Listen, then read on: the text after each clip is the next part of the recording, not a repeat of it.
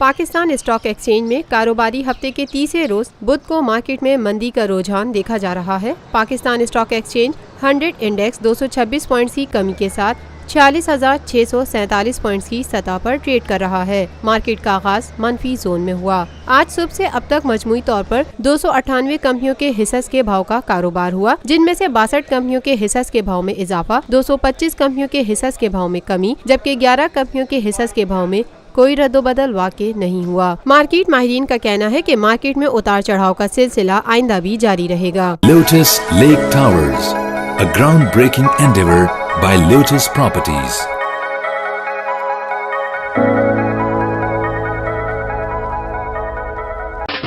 देसी खानों के मतवाले हो जाएं तैयार। पाकिस्तान का सबसे बड़ा बुफे वीकेंड आ गया है। 21, 22 और 23 अप्रैल जुमा, हफ्ता और इतवार पाकिस्तान का दस्तरख्वान सजाएगा देसी खानों का बेहतरीन इंतखाब फेयर हॉल गार्डन्स कराची में।